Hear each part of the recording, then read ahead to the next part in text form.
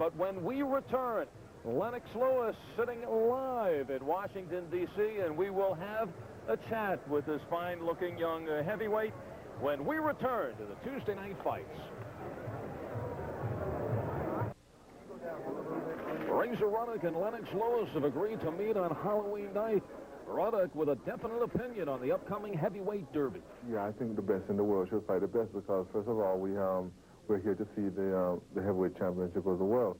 We want to see the best fighters in the world fight, not pretenders, not all the contenders, not pretenders.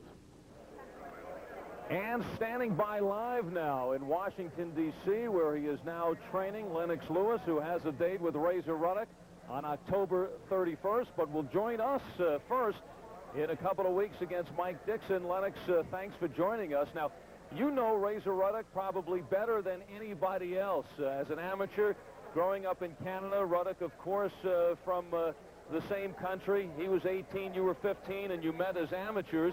And I know you thought it was a controversial victory for Razor Ruddock. And then he sparred with you, working your way into the Olympics. Now, you don't think that he's calling you a pretender, do you? Definitely not. I know that Razor Ruddock knows that I'm not a pretender. He knows I'm really serious, and he knows that he's going to be in a fight October 31st. Now, tell us a little bit about yourself. We have not seen you much. You have fought 4 fights in the United States. And right now, you have to tell us a little bit about your strengths in the ring, who were the fighters that you liked when you were growing up, and why you moved to Washington now under Pepe Carrera, who, of course, spent a lot of time with Sugar Ray Leonard. What are some of the things that you're working on in preparation of the fight with Ruddock? Well, working with Pepe Carrera, he's helped me to develop, to relax and develop my punches, make sure they come across a lot cleaner. And, a lot of things I wasn't doing that I'm doing. It's been such a tremendous change, switching coaches and working under the tutelage of Pepe Carrera. He's helped me develop a lot more better. And your strengths in the ring? I would say that my strengths in the ring, I've got an arsenal filled with different punches I can throw at any moment, any given time.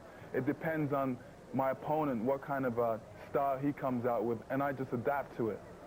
Getting back to the Razor Ruddock fight, you have done all you've been asked to do. You've had 20 professional fights. You've won them all, but in all due respect, when you take a look at the fight by fight, you fought Mike Weaver, Tyrell Biggs, some of the names that are known here in the U.S., but those 2 fighters pretty much hanging on at this point.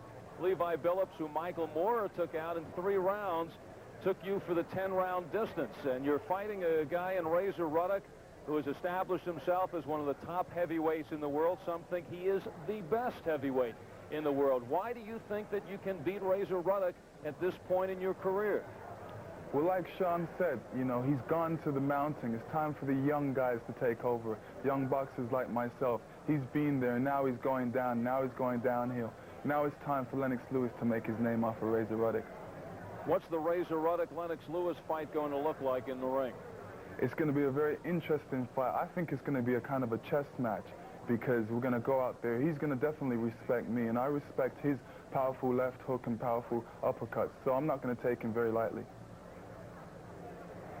Mike Dixon is in your sights in 2 weeks. This is called the so-called tune-up before the Razor Ruddock fight. Is there any contingency in your contract with Razor Ruddock should you not get by Mike Dixon? Well, definitely I have to get by Mike Dixon, and that's my main focus, to get by Mike Dixon. He's not going to be an easy opponent. He went 10 rounds with Bruce Seldom, so you know he's not going to be no pushover. All right, maybe you can help us out. Coming up in our main event tonight, Jesse Ferguson fighting Michael Dokes. You've seen a little bit of Jesse Ferguson. He has sparred with you. Is there anything about him that you've seen in the ring that suggests that he can defeat Michael Dokes tonight? Definitely. Jesse Ferguson has a terrific left hook, and if he can make that work for him today, I'd definitely give him the edge. All right, Lennox Lewis, we'll see you in 2 weeks, and if Jesse Ferguson comes through, maybe you'll sit next to me and call a few fights as the expert analyst. Thanks for joining us from Washington, and we'll see you against Mike Dixon here on USA 2 weeks from tonight right here at Harris.